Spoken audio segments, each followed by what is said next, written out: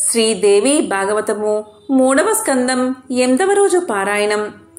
వ్యాసుడు జనమేజయుడికి ఇలా చెప్తున్నాడు. సుశీలుడు. కొన్నాళ్ల కిందట అయోధ్యలో సుశీలుడు అనే వైశ్యుడు ఆగర్భ దరిద్రంతో బాధపడుతూ ఉండేవాడు. పగలంతా పస్తుతో పనిచేస్తే తప్ప రాత్రి కుటుంబానికి ఇంత కబలం దొరికేది కాదు. కూతురు పెళ్లికి సిద్ధంగా ఉంది. ఎదుగుతున్న కొడుకులు తిండి తిండి అని ఒకటే గోల చేస్తున్నారు. అంత దరిద్రంలో కూడా అతను ఏనాడు ధర్మం తప్పేవాడు కాదు. ఒకనాడు తిండి కోసం అల్లరి చేస్తున్న పిల్లల్ని ఇంట్లోంచి పొమ్మన్నాడు. బిక్కచచ్చి బయటకు వెళ్ళిపోయారా వాళ్ళు.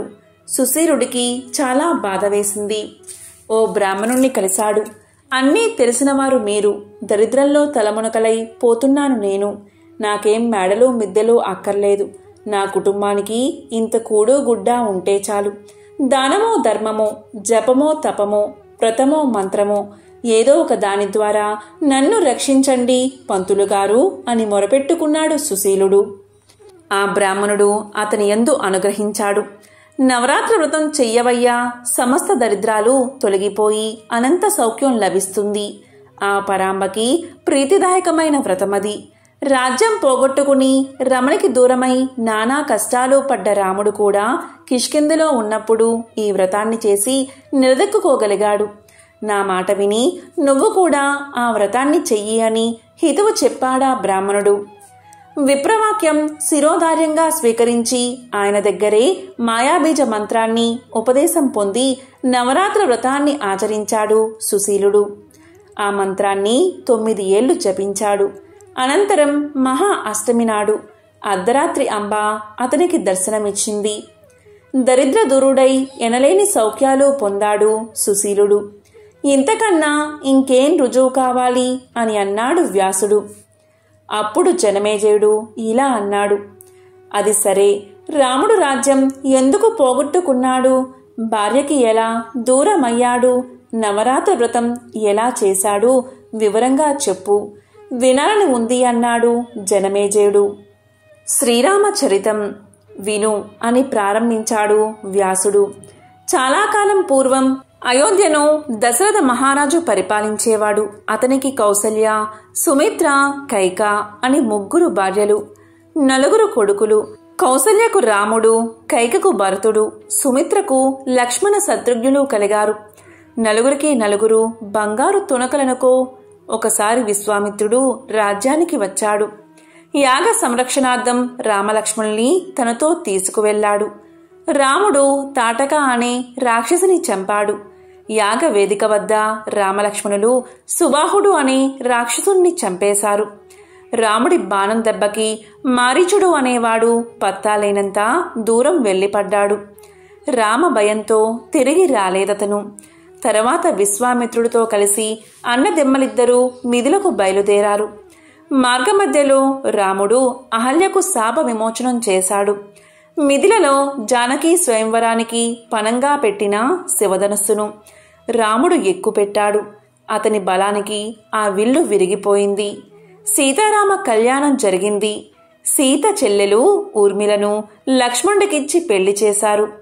జనకుడి తమ్ముడు కుశధ్వజుడి కూతుళ్లైన మాండవి శృతకీర్తుల్ని భరత శత్రుఘ్నులకిచ్చి పెళ్లి చేశారు. పెద్ద కొడుకైన రాముడికి పట్టం కట్టాలనుకున్నాడు దశరథుడు. కైక అడ్డుపడింది. గతంలో దశరథుడు తనకిస్తానన్న 2 వరాల స్థానంలో భరతుడికి పట్టం కట్టాలని, రాముణ్ణి 14 ఏళ్లు అడవికి పంపాలని కోరింది. సత్యవ్రతులు ఇక్ష్వాకులు. దశరథుడు కాదనలేదు. రాముడు అడవికి వెళ్లాడు. భార్య అయిన సీత, తమ్ముడైన లక్ష్మణుడు అతన్ని అనుసరించారు. రామ వియోగంతో రాజు కాలం చేశాడు. భరతుడు తనకి రాజ్యం వద్దు అన్నాడు. రాముడు దండకారణ్యంలో పంచవటి దగ్గర ఉండగానే శూర్పణఖ అనే రాక్షసి అతన్ని కామించి వచ్చింది. లక్ష్మణుడు దాన్ని ముక్కు చెవులు కోసి పంపేశాడు. దాని బంధువులైన కరదూషణాదులు రాముడిపై దండెత్తి అతని చేతిలో చచ్చిపోయారు. అడవిలో ఋషులు ఆనందించారు. శూర్పణకి అన్నగారవుతాడు లంకేశ్వరుడైన రావణుడు. ఆమె అతనికి మొరపెట్టింది. తామసం తలకెక్కిన రావణుడు సీతాపహరార్థం మారీచుణ్ణి కలిశాడు. మారీచుడు బంగారు లేడి రూపంతో సీతకు కనిపించాడు. దైవ ప్రేరణ వల్ల సీత ఆ లేడి చర్మాన్ని కోరింది. సీత భద్రతను తమ్ముడికి అప్పగించి ఆ లేడిని వెంబడించాడు రాముడు. మాయావి అయిన మారీచుడు రాముణ్ణి చాలా దూరం దాకా లాక్కుకుపోయాడు. గుర్తించాడు రాముడు. ఓ పొదునైన బాణం తీశాడు. అదను చూసి లేడి మీద వేశాడు. మాయావి అయిన మారీచుడు హా లక్ష్మణ హతోస్మి అని రాముడి ఆర్తనాదం అనుకున్న సీత లక్ష్మణుణ్ణి వెళ్ళమంది. అన్నగారికి తోడుగా నడవమంది. భయపడొద్దు అన్నాడు లక్ష్మణుడు. సీత వినలేదు. లక్ష్మణుడి మీద వినరాని నిష్ఠూరాలు వేసింది. అది వినలేక సౌమిత్రి ధనుర్బాణాలు తీసుకుని రాముడు వెళ్లిన దారంటే బయలుదేరాడు. అదే సమయంగా రావణుడు ఒక కపటముని వేషంలో సీత వద్దకు వచ్చాడు. సీతను అపహరించుకుపోయాడు. అరుణపుత్రుడైన జటాయువు అనే పక్షి రావణుణ్ణి ఢీకొన్నాడు. రావణుడి చేతిలో రెక్కలు తెగి నేలమీద పడ్డాడు జటాయువు. రావణుడు సీతను తీసుకెళ్లి లంకలోని అశోకవనంలో ఉంచాడు. దారిలో ఎదురైన తమ్ముణ్ణి చూసి గతుక్కుమన్నాడు రాముడు. అన్నదమ్ములిద్దరూ మనసులు కీడుని శంకించాయి. వాళ్ళు వచ్చేసరికి సీత జాడలేదు. ఆమెను వెతుకుతూ బయలుదేరారు అన్నదమ్ములు. జటాయువు కనబడ్డాడు. సీతను రావణుడు ఎత్తుకుపోయాడని మరణ వాంగ్మూలం ఇచ్చేసి ప్రాణాలు వదిలేశాడు. ముందుకు కదిలారు రామ లక్ష్మణులు. దారిలో కబంధుణ్ణి చంపి శాప విముక్తి కలిగించారు. కదంబుడి మాట ప్రకారం వెళ్లి సుగ్రీవుడితో జతకట్టారు వాళ్ళిద్దరూ. వాళ్ళని వధించి సుగ్రీవుణ్ణి కిష్కిందకు రాజును చేశారు. వర్షాకాలం 4 మాసాలు సీతని తలుచుకుంటూ తమ్ముడైన లక్ష్మణుడితో ప్రవర్షణ పర్వతం మీద గడిపాడు రాముడు. ఒకనాడు రాముడు తన జీవితం ఇలా అయిందేమిటా అని బాధపడ్డాడు. లక్ష్మణుడు ఓదార్చాడు. ఇంద్రనహుషుల కథను చెప్పాడు. రాముడు కొంచెం ఊరడిల్లాడు. అదే సమయంలో నారదుడు వచ్చాడు. నువ్వేం దిగులు పడకు రామా, అసలు నువ్వు పుట్టిందే ఆ రావణుణ్ణి చంపడానికి. మర్చిపోయావా? అదీ కాక సీత రావణుడి పాలిట మృత్యువే. వెనుకటి జన్మలో సీత ఒక మునికన్య అడవిలో తపస్సు చేసుకుంటూ ఉంటే రావణుణ్ణి చూసి మోహించాడు. ఆమె తిరస్కరించింది. అతను ఆమె జుట్టు పట్టుకున్నాడు. అప్పుడా మునికన్య, ఒరే మూర్ఖుడా, వచ్చే జన్మలో అయోనిజగా పుట్టి నీ మృత్యువుకు కారకురాలవుతాను అని శపించింది. ఈ మునికన్యే ఈ జన్మలో సీతగా ఆవిర్భవించింది. చేతులారా మృత్యువును ఎత్తుకెళ్లి లంకలో పెట్టుకున్నాడా రావణుడు. వాడు చావడం ఖాయం. సీత లంకలో ఉంది. అస్తమాను నిన్నే తలుచుకుంటుంది. దేవేంద్రుడు ఆమెకు కామధేనువు పాలు పంపాడు. అందుచేత ఆకలి దప్పికలు లేవు. ఆమె ఆరోగ్యానికి ఏమీ భంగం లేదు. స్వయంగా నేను చూసొచ్చాను. రావణ సంహారార్థం ఒక ఉపాయం చెబుతాను. నువ్వు నవరాత్ర వ్రతం చెయ్యి. ఆశ్వయుజ మాసంలో శ్రద్ధగా 9 రోజులు ఉపవాసము, దేవీ పూజ, జపము, హోమం చేస్తే కోరికలన్నీ సిద్ధిస్తాయి. దేవికి పశుబలి సమర్పించాలి. దశాంశం హవనం చెయ్యాలి. దశాంశ జపం చెయ్యాలి. దానితో సంపూర్ణమైన శక్తి కలుగుతుంది. తన భార్యను చంద్రుడు లేపుకుపోయినప్పుడు బృహస్పతి ఈ వ్రతం చేసి భార్యను తిరిగి పొందాడు. వృత్తాసురుణ్ణి చంపేందుకు దేవేంద్రుడు, త్రిపుర సంహారమప్పుడు ఈశ్వరుడు ఈ వ్రతాన్ని అనుష్ఠించి విజయాన్ని సాధించారు. ఎవరీ దేవి, ఏమిటామె పేరు, ఆమె ప్రభావం ఎటువంటిది అని అడిగాడు రాముడు. నారదుడు ఎత్తుకున్నాడు. ఆ దేవి సనాతని, ఆద్య, నిత్య బ్రహ్మాది దేవతలకు, సకల జీవులకు ఆమె మూల కారణం. ఆవిడ శక్తి లేనిదే పిపీలకాది బ్రహ్మ పర్యంతం ఎవ్వరూ కదల్లేరు. బ్రహ్మలోని సృష్టి శక్తి, విష్ణువులోని పాలనాశక్తి, శివుడిలోని సంహార శక్తి అన్నీ ఆవిడే. బ్రహ్మాదులకు పూర్వం ఏమీ లేనప్పుడే ఆమె పరమ పురుషుడితో విహరించింది. నిర్గుణమూర్తి అయిన ఆమె ఆ తరువాత సుగుణమూర్తి అయ్యి సర్వాన్ని సృష్టించింది. బ్రహ్మ మొదలైన వాళ్ళు గుణకర్మ విభాగాన్ని బట్టి అంతూ పొంతూ లేవన్ని పేర్లు ఏర్పరిచారు. ఆమెకి అందులో ఆమె పేరు ఏదని చెప్పమంటావ్? ఏ పేరు ఆమెది కాదని చెప్పమంటావ్? సరే అయితే ముందు పూజా విధానం చెప్పు. ఇవాళే దేవిని పూజిస్తాను అన్నాడు రాముడు. నారదోక్త ప్రకారం సమతల ప్రదేశంలో వేదిక నిర్మించి దానిమీద దేవి విగ్రహాన్ని ప్రతిష్ఠించాడు రాముడు. దేవిని శ్రద్ధగా పూజించాడు. ఆశ్వయుజ మాసం రాగానే ఆ ప్రవర్షణ పర్వత శిఖరం మీదని నవరాత్ర వ్రతాన్ని ఆచరించాడు. మహా అష్టమి నాటి రాత్రి సింహం మీద కూర్చుని రాముడికి దర్శనమిచ్చింది భగవతి. ఇలా పలికింది, నీ వ్రతం నాకు సంతృప్తిని ఇచ్చింది. నువ్వు రాక్షస సంహారార్థమే పుట్టావు. నీకిది కొత్త కాదు. పూర్వం మత్స్యావతారం ధరించి రాక్షస వధ చేసి వేదాల్ని ఉద్ధరించావు. కూర్మావతారంలో మందరాన్ని మోసి సముద్రాన్ని చిలికించి దేవతలకి అమృతాన్ని సమకూర్చావు. వరహ అవతారం దాల్చి భూమిని కోరలతో ఎత్తిపట్టావు. నరహరివై హిరణ్యకశిపుణ్ణి చంపి ప్రహ్లాదుణ్ణి సంరక్షించావు. వామనుడివై బలిని పాతాళానికి తొక్కావు. పరశురాముడివై క్షత్రియుణ్ణి ఏరి అవతల పారేసి భూమండలం మొత్తం బ్రాహ్మణులకి పట్టం గట్టింది నువ్వే. రావణ సంహారార్థం ఇప్పుడిలా దాశరథిగా పుట్టావు. దేవతాంశలతో పుట్టిన ఈ వానరులంతా నీకు సహకరిస్తారు. నీ తమ్ముడు లక్ష్మణుడు ఆదిశేషుడి అంశతో పుట్టాడు. అతను ఇంద్రజిత్తుని అంతం చేస్తాడు. నేను చెప్పిందంతా జరిగి తీరుతుంది. వసంత ఋతువులో కూడా నా పూజ జరిపించు. తద్వారా రావణుణ్ణి చంపగలుగుతావు. 11,000 సంవత్సరాలు రాజ్యాన్ని చేస్తావు. తద్వారా స్వర్గం చేరుకుంటావు అని మాయమైపోయింది దేవి. ఆశ్వయుజ శుక్ల దశమి నాడు వ్రతం పూర్తయింది. ఆ రోజే లంక మీద యుద్ధానికి బయలుదేరాడు రాముడు. లక్ష్మణ సుగ్రీవులతో అసంఖ్యాక వానర బల్లూక సేనతో దక్షిణ సముద్ర తీరం చేరాడు. భగవతి శక్తి దయతో సముద్రం మీద వారధి కట్టాడు. లంకలో అడుగుపెట్టాడు. రావణుణ్ణి కొట్టాడు. సీతను చేపట్టాడు. అతని కీర్తి లోక విఖ్యాతమైనది. జనమేజయ, భగవతి దివ్య చరిత్రం వింటే సుఖభోగాలు ప్రాప్తిస్తాయి. చివర మోక్షం వస్తుంది. అందుకే ఎన్ని పురాణాలైనా ఈ దేవీ భాగవతంతో సాటి రాలేవు అనేది నా అభిప్రాయమని జనమేజయుడికి తెలియచేశాడు వ్యాసుడు. శ్రీదేవి భాగవతం 4వ స్కందం. శ్రీకృష్ణావతారం. మహాముని, నన్ను కొన్ని అనుమానాలు అనుక్షణం వేధిస్తున్నాయి. వాటికి జవాబులు నువ్వే చెప్పాలి. సాక్షాత్తు విష్ణుమూర్తంత వాణ్ణి కొడుకుగా పొందిన దేవకీ వసుదేవులు కంసుడి కారాగారంలో బందీలుగా ఉండడమేమిటి? వాళ్ళు చేసిన నేరమేమిటి? వాళ్ళు కన్న ఇతర కుమారులు 6 ఎవరు? యదురాజు వంశంలో పుట్టిన కంసుడు శిశుహత్యా పాపం పోసుకోవడమేమిటి? అతను చంపబోనప్పుడు ఆకాశానికి ఎగిరి 8 చేతులతో కనిపించిన కన్య ఎవరు? పరమాత్ముడైన కృష్ణుడు చెరసాలలో పుట్టడమేమిటి?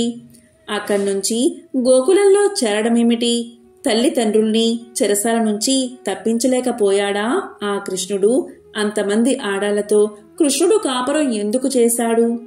ఏ అవతారంలోనూ లేని అద్భుతాలు కృష్ణావతారంలోనే ఎందుకు చేశాడు? సనాతులైన నరనారాయణులు తపస్సు చేయడమేమిటి? దేహ బంధనం నుంచి విముక్తి కోసం తపస్సు చేసి అది సిద్ధించాక మళ్ళా కృష్ణార్జులైన దేహ బంధవనాన్ని ఎందుకు కోరుకున్నారు? యాదవకుల నాశనానికి బ్రాహ్మణ శాపం కారణమని విన్నాను. గాంధారి కూడా శాపం పెట్టింది అంటున్నారు. అయితే ఆ కులనాశనం దేనివల్ల సంభవించింది? కృష్ణుడి కొడుకైన ప్రద్యుమ్నుణ్ణి పురుటి గదిలోంచే సంబరాసుడు ఎత్తుకుపోవడమేమిటి? దివ్య దృష్టితో ఆ మాత్రం తెలుసుకోలేకపోయాడా శ్రీకృష్ణుడు? ఆయన నిర్మాణానంతరం ఆయన భార్యల్ని దారి దోపిడీగాళ్లు కొల్లగొట్టారట కదా, ఆయనకది ముందుగా తెలియదా? ధర్మ సంస్థాపన కోసం పాపుల్ని హతమార్చి భూభారం తగ్గిపోవడం కోసం భీష్మ ద్రోణుల్ని చంపిన పెద్ద మనిషి. ఆ దొంగలను చంపలేకపోయాడా? తాను దేవుడై ఉండి కూడా జరాసంధుడికి జడిసి మధురను వదిలి ద్వారకకి పారిపోవడమేమిటి? ధర్మపరులు దైవాంశ సంభూతులు అయిన మా తాతలు పాండవులు అన్ని కష్టాలు పడ్డమేమిటి? వాళ్ళ కృష్ణ భక్తి వాళ్ళకెందుకు సాయపడలేదు? యాజ్ఞసేని అయిన ద్రౌపది ఎందుకని చిక్కుల్లో పడింది? భర్తలైన పాండవుల పూర్వపాపం అందామా అంటే పూర్వజన్మలో వాళ్ళు దేవతలు కదా. దేవతలు కూడా పాపాలు చేస్తారా? సంసారం అస్థిరం అని తెలిసి కూడా పాండవులు రక్తపాతం చేయడం, దాన్ని శ్రీకృష్ణుడు ప్రోత్సహించడం ఏమిటి? కృష్ణుడు తన స్వకుల నాశనానికి తానే తోడ్పడ్డా ఏమిటి? గతంలో నువ్వోసారి గోలక పుత్రుల్ని పుట్టించి మా వంశం నిలిపావు. మా వంశానికి అస్తిత్వం ఎందుకొచ్చింది? మా తండ్రైన పరీక్షిత్తు చచ్చిన పాముని మునిమెడలో వెయ్యడమేమిటి? మా నాన్న అలా చేయడం నాకు ఎంతో విచిత్రంగా ఉంది. అన్నీ సందేహాలే నాకు. సమాధానాలు నువ్వే చెప్పాలి అన్నాడు జనమేజయుడు. అప్పుడు వ్యాసుడు ఇలా చెప్పడం మొదలుపెట్టాడు. అంతా కర్మ. కర్మ వల్లే అన్నీ జరుగుతాయి. చేసుకున్న కర్మను బట్టే అనుభవము ఉంటుంది. త్రిమూర్తులే ఈ కర్మ నుంచి తప్పించుకోలేరు. కర్మకి తుది మొదలు లేదు. ఈశ్వరుడు పుర్రె తీసుకుని బూడిద పూసుకుని తిరగడానికి, లోక సంచారం చేయడానికి కారణం ఆ కర్మే. సృష్టి చేయడం బ్రహ్మగారి కర్మ. కర్మ వల్లే విష్ణువు అవతారాలెత్తడం కూడాను. సృష్టిలోని చరాచరాలన్నీ కర్మనే అనుభవిస్తున్నాయి. సామాన్యులకు ఈ కర్మ సూక్ష్మం. గ్రహించడం చాలా గజిబిజిగా ఉంటుంది. రామావతారంలో దేవతలు కోతులై పుట్టినట్టే కృష్ణావతారంలో యాదవులై పుట్టారు. ధర్మ రక్షణ కోసం ప్రతి యుగంలోనూ బ్రహ్మదేవుడి మాట మీద విష్ణు భగవానుడు ఆయన కర్మ కొద్దీ అవతారాలు ఎత్తుతూ ఉంటాడు. దుష్ట సంహారం చేస్తూ ఉంటాడు. పరమ పవిత్రమైన ఈ శ్రీకృష్ణ చరిత్ర చెబుతాను విను. ఆయన విష్ణువే. వసుదేవుడు కశ్యపుడి అంశంతో పుట్టాడు. పూర్వజన్మ శాపం కారణంగా గోవృత్తి చేస్తూ ఉండేవాడు. కశ్యపముని భార్యలైన అదితి, సురమలు వరుడి శాపం వల్ల భూలోకంలో రోహిణి, దేవకులుగా అక్కా చెల్లులుగా పుట్టారు. ఆగాగు, ఆదిలోనే హంసపాదులన్నట్టు కథ మొదలవుతూ ఉండగానే తగులుకున్నాడు జనమేజయుడు. శాపం పొందేటంతా తప్పేం చేశారు కశ్యపముని? అసలు విష్ణుమూర్తి గర్భనరకం భరిస్తూ మానవ యోనిలో ఎందుకు పుట్టాడు? భగవంతుడయ్యుండి ఎందుకు మనుషులాగా అడ్డమైన బాధలు పడ్డాడు అని అడిగాడు జనమేజయుడు. చెబుతున్నా విను పునః ప్రారంభించాడు వ్యాసుడు. ఒకసారి కశ్యపముని యజ్ఞం నిమిత్తం వరుడి కామధేనువును ఎరువు తీసుకున్నాడు. యజ్ఞం అయిపోయింది కాని ధేనువును తిరిగి ఇవ్వలేదు. వరుణుడు ఎన్నిసార్లు అడిగినా కశ్యపుడు ఆవు ఇవ్వలేకపోవడంతో వరుణుడు భూలోకంలో పుట్టి గొడ్లు కాసుకో, నా ధేనువు లేక దాని 6 లేగలు అల్లాడిపోతున్నాయి. అలాగే నీ పెళ్ళం అదితి కూడా భూలోకంలో పుట్టి కన్న 6 పోగొట్టుకుని కుమిలిపోతుందిలే అని శాపం పెట్టాడు. ఆ తర్వాత ఈ తగవు బ్రహ్మ దాకా వెళ్ళింది. ఆయన వరుడి పక్షమే వహించాడు. భూలోకంలో ఆవుల కాపరిగా పుట్టు అని తాను ఓ శాపం పడేశాడు. కశ్యపముని మరో భార్య అయిన దితి ఇంకో సందర్భంలో మానవ జన్మ ఎత్తి 7 కని 6 చంపుకుని కుళ్ళి ఏడు అని సవతి అయిన అదితిని శపించింది. ఇట్నుంచి ఈ శాపం కలిసింది. అదేమిటి? అదితి దేవతల తల్లి కదా, దితి ఆమె అక్కా చెల్లెళ్లే కదా, ఇద్దరూ కశ్యపుడి భార్యలే కదా. అలాంటప్పుడు దితికి అంత కష్టం ఏం వచ్చింది? అదితికి శాపం ఎందుకు పెట్టింది అని అడిగాడు జనమేజయుడు. ఎందుకంటే అదితికి మహావీర్యవంతుడైన దేవేంద్రుడు పుట్టాడు. తనకి కూడా అంతటి కొడుకును ప్రసాదించమని కశ్యపముని కోరింది దితి. అతను అంగీకరించాడు. దితి గర్భం ధరించింది. ఒట్టి పాలు మాత్రమే తాగుతూ కటిక నేలను పవలిస్తూ ప్రతినిష్టతో ఉండేది దితి. ఆమె గర్భంలో ఇంద్రసముడు పుడుతున్నాడని తెలుసుకుని అదితి కంగారు పడిపోయింది. వెంటనే ఇంద్రుణ్ణి పిలిచి దితికి కొడుకు పుట్టకుండా చెయ్యమంది. ఒకవేళ పుట్టినా వెంటనే చచ్చిపోయేలా చెయ్యమంది. సరే అన్నాడు దేవేంద్రుడు. సవతి తల్లి అయిన దితి వద్దకు వెళ్ళాడు. సామాన్యంగా మాట్లాడాడు. వ్రతనిష్టలో ఉన్నావు కనుక నీకు సేవలు చేస్తాను అన్నాడు. మహానంద పడిపోయింది దితి. దేవేంద్రుడు ఆమెకు పాదాలు ఒత్తసాగాడు. సుఖంగా ఉంది దితికి. మగత పుట్టింది. ఇంద్రుణ్ణి నమ్మి కమ్మగా నిద్రపోయింది. అదే అదునుగా ఇంద్రుడు సూక్ష్మరూపంతో ఆమె గర్భంలో ప్రవేశించాడు. గర్భస్థ శిశువును తన వజ్రాయుధంతో 7 ఖండాలుగా నరికేశాడు.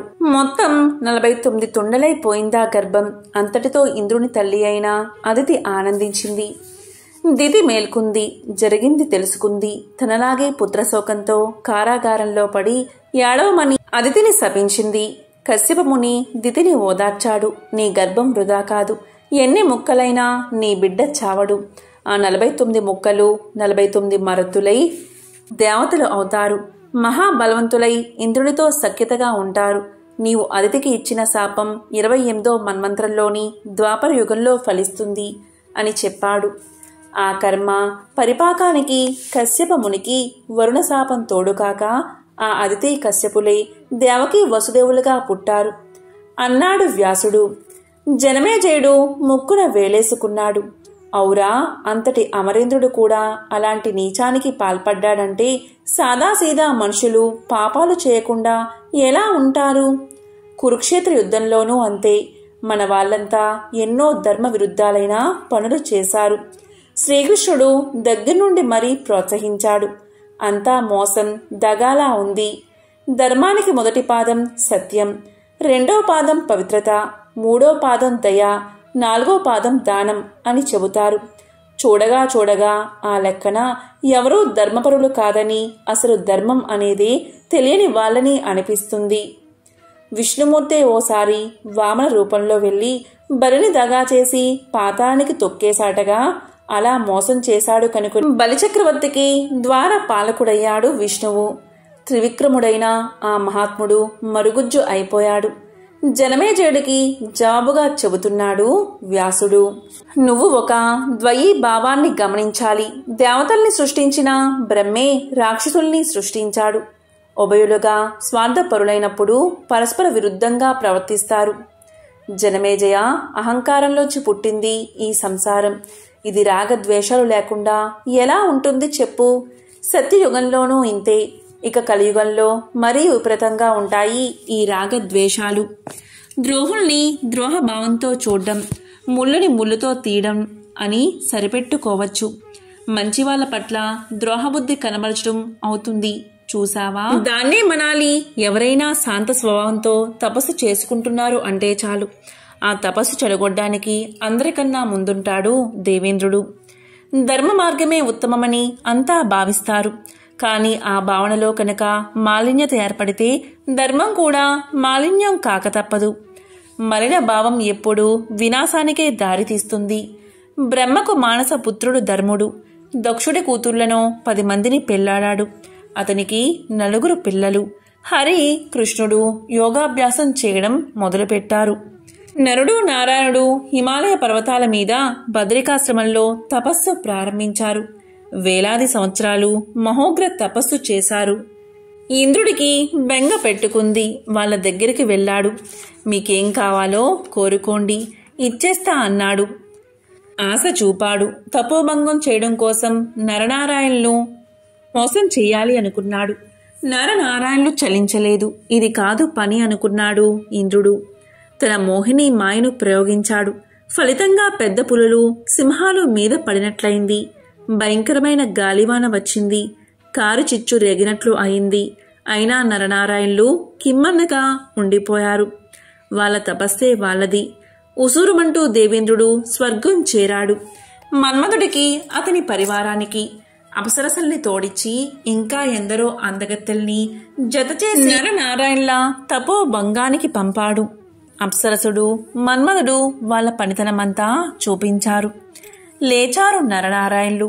మన్మధుడి రాకతో ఏర్పడ్డ అకాల వసంతానికి, కామోద్దీపక వాతావరణానికి, అప్సరసల అనంగ విన్యాసాలకి నివ్వెరపోయారు. అంతలోనే తేరుకున్నారు. ఇదంతా ఇంద్రుడిగారి పనితనమని గుర్తించారు. తమ తపశక్తి తడాకా చూపాలి అనుకున్నారు. నారాయణుడు తొడ చరిచాడు. తొడలోంచి చెలకత్తెలతో సహా ఒక అందగత్తె ఆవిర్భవించి తొడ అంటే ఊరువులోంచి వచ్చింది కనుక ఆమె పేరు ఊర్వశి అయింది. ఆ ఊర్వశి అంద చందాలకి, గుణాది రేఖానికి అప్సరసలు తలవంచుకోలేక తప్పలేదు. ఎక్కడో స్వర్గం నుంచి వచ్చిన ఈ మన్మధుడు, అప్సరసలు అంతా మన అతిథులు. వీళ్ళని సేవించు అంటూ ఊర్వశికి హుకుం జారీ చేశాడు నారాయణుడు. రతి, మన్మధులు, వసంతాదులు, రంభ, మేనక, తిలోత్తమ, పుష్పగంధ, సుకేసి, మహాశ్వేత మనోరమ, ప్రమద్వర, ఘృతాచి, చంద్రప్రభ, సోమ, విద్యున్మాల, అంబుజాక్షి, కాంచనమాలి మొదలైన 16,050 మంది అప్సరసలు అందరూ ముక్కు మీద వేలేసుకున్నారు. నరనారాయణులకు నమస్కారం చేసి తమని క్షమించమన్నారు. నవ్వేరా జంట తాపసులు, ఇక మీద మీ స్వర్గానికి వెళ్ళండి. మీ స్వర్గానికి మా కానుకగా ఈ ఊర్వశిని, చెలికత్తెలను కూడా తీసుకుపోండి. దేవతలందరికీ శుభం కలగాలి అన్నారు వాళ్ళు. అయితే 16,050 మంది అప్సరసులు కూడా తాము స్వర్గానికి పొమ్ము అని తేల్చి చెప్పేశారు. నరనారాయణ్ణి ప్రేమించామని తమ కోరికను తీర్చమని అడిగారు. సందిగ్ధంలో పడ్డారు నరనారాయణులు.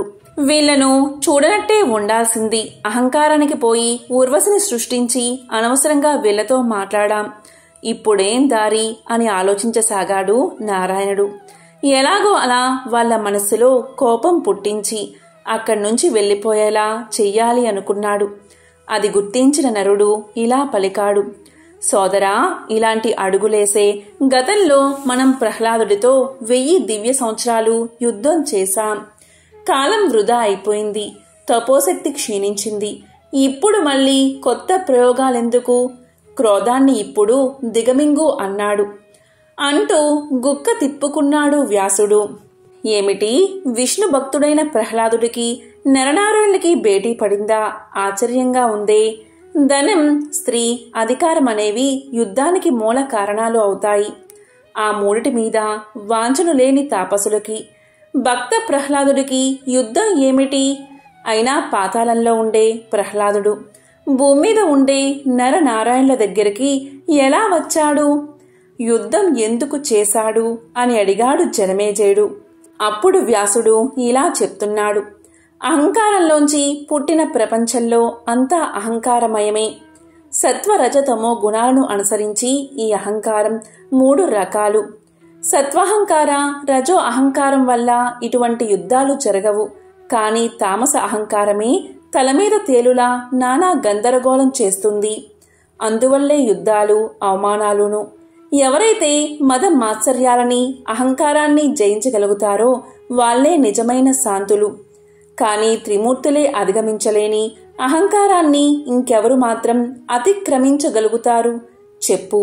అదే ప్రహ్లాద నరనారాయణుల విషయంలోనూ ఏర్పడింది. భృగుపుత్రుడైన చ్యవనుడు నర్మదా తీరంలో స్నానం చేస్తూ ఉండగా ఒక పెద్ద పాము అతన్ని గ్రహించింది. తప్పించుకోలేకపోయాడా చ్యవనుడు. శ్రీహరిని ధ్యానించాడు. విష్ణు ప్రభావం వల్ల ఆ సర్పం విషాన్ని కోల్పోయింది. చ్యవనుడు తన్ని శపిస్తాడేమో అనే భయంతో తన లోకానికి తీసుకెళ్లి మర్యాదలు చేసింది. చ్యవనుడు అలా నాగపాతాల లోకాలలో సంచరిస్తూ ఉండగా అతను ఇంద్రుడు గూఢచారేమో అని అనుమానించి పాతాల రాజైన ప్రహ్లాదుడి సైనికులు అతన్ని బంధించారు. ప్రహ్లాదుడి వద్దకు వెళ్ళాక చ్యవనుడు తన చరిత్ర వినిపించాడు. ప్రహ్లాదుడు చ్యవనుణ్ణి గౌరవించి సేవించి తీర్థయాలు చెప్పమన్నాడు. మనో నిర్మలతే ముఖ్యం. మనసు నిర్మలంగా ఉంటే మన నూతి నీళ్లే మహాతీర్థం అంటూ మొదలుపెట్టి నైమిసం మొదలైన తీర్థాలను ఉట్టెక్కించాడు చ్యవనుడు. ప్రహ్లాదుడు తీర్థ సేవనాభిలాషలతో సపరివారంగా భూమికి బయలుదేరాడు. అలా తీర్థాలు తిరుగుతున్న ప్రహ్లాదుడికి ఒకచోట 2 దివ్య తాపసులు కనిపించారు. ధ్యాన నిమగ్నులై ఉన్నారు వాళ్లే నరనారాయణులు. నరుడి వద్ద అజగవం, నారాయణుడి వద్ద సారగ్యం ఉన్నాయి. అక్షయ తూణీరాలు ఉన్నాయి. వాటిలో చికిలి పెట్టిన గొప్ప గొప్ప బాణాలు ఉన్నాయి. అది చూడగాని ప్రహ్లాదుడికి కోపం వచ్చింది. కపట సన్యాసులారా, తపస్సు బ్రాహ్మణ లక్షణం, ధనుర్విద్య క్షత్రియ లక్షణం. మీరు చేసేది తపస్సు, పట్టినవి ధనుర్బాణాలు. ఇది ధర్మ విరుద్ధం. మర్యాదగా ఆ ధనుర్బాణాలు విసర్జించండి అని గర్జించాడు ప్రహ్లాదుడు. నారాయణుడు నవ్వాడు. తపస్సైనా ధనుర్విద్య అయినా సమర్థులకు 2 ఒక్కటే. ఎంత నిశ్చలంగా తపస్సు చేయగలమో అంత అచంచలంగా యుద్ధమూ చేయగలం. అయినా మా గొడవ నీకేలా, నీ పని చూసుకుని వెళ్ళు అన్నారు. అరికాలి మంట నెత్తికెక్కింది ప్రహ్లాదుడికి. ఏమిటి, మీరు యుద్ధం కూడా చెయ్యగలరా? ఏది, నాతో చెయ్యండి, చూస్తాను అన్నాడతను. నరనారాయణులు ఆశ్చర్యంగా చూశారు. సరే రాక్షసరాజా, నీ కోరిక అదే అయితే అలాగే కాని, నీ కండూతి మొత్తం తీర్చేస్తామన్నారు. యుద్ధం ఆరంభమైంది. మునులు, దేవతలు, గరుడ గంధర్వ కిన్నెర కింపురుష సిద్ధ సాధ్య విద్యాధరులు, నారద తంబురాదులు, అప్సరసులు అందరూ ఆకాశ మార్గాన నిలబడి ఆ యుద్ధాన్ని తిలకించారు. ఓసారి నరుణ్ణి, ఓసారి ప్రహ్లాదుణ్ణి మెచ్చుకున్నారు. నారాయణ్ణి ఎన్నిసార్లు మెచ్చుకున్నారో అంతేలేదు. 1000 దివ్యవహస్రాలు గడిచాయి. యుద్ధం ఆగలేదు. కడగా నారాయణుడు ప్రహ్లాదుడి ధనస్సుని కొట్టేశాడు. ప్రహ్లాదుడు పరిగ తీశాడు. అది పనికిరాలేదు నారాయణుడి ముందు. గద తీశాడు ప్రహ్లాదుడు. గుండె కింద కొట్టేశాడు దాన్ని నారాయణుడు. దివ్యమైన శక్తిని ప్రయోగించాడు ప్రహ్లాదుడు. నిప్పులు చిమ్ముకుంటూ వస్తున్న ఆ శక్తిని ఒకే ఒక్క బాణంతో 7 ముక్కలు చేసేశాడు నారాయణుడు. ప్రహ్లాదుడి పని అయిపోతుంది. ఆ సమయంలో విష్ణువు ప్రత్యక్షం అయ్యాడు. అతను నా భక్తుడు, అతనితో యుద్ధమేమిటి మీకు అని నరనారాయణులకి చెప్పి వారిని ఆపాడు. ఈ నరనారాయణులిద్దరూ నా అంశతో పుట్టారు. నువ్వు చిరంజీవి కనుక ఇన్నాళ్లు యుద్ధం చేయగలిగావు, లేకపోతే ఎప్పుడో అయిపోయేవాడివి అని ప్రహ్లాదుణ్ణి మందలించాడు. విష్ణువు రంగప్రవేశం చేయడంతో ప్రహ్లాదుడు పరివారంతో సహా పాతాళానికి వెళ్లిపోయాడు అని ఆపాడు వ్యాసుడు. అది విని జనమేజయుడు ఇలా అడిగాడు, ముని ముత్తాత వ్యాస, అసలు విష్ణువు ఇలా ఎందుకు అవతారాలు ఎత్తుతాడు అని. భృగుముని శాపం ఉంది విష్ణువుకు, అందుకే అన్నాడు వ్యాసుడు. ఆ భృగుముని సర్వవంతుడైన విష్ణువుని ఎందుకు శపించాడు అని జనమేజయుడి సందేహం. మంచి ప్రశ్నే అడిగావు, విను. దేవేంద్రుడు విష్ణుమూర్తి సాయంతో బలిని రాజ్యభ్రష్టుణ్ణి చేశాక రాక్షసులంతా శుక్రాచార్యుల వారిని ఆశ్రయించారు అంటూ ఇంకా ఇలా చెప్తున్నాడు వ్యాస భగవానుడు. శ్రీదేవి భాగవతం 4వ స్కందం 8వ రోజు పారాయణం సంపూర్ణం.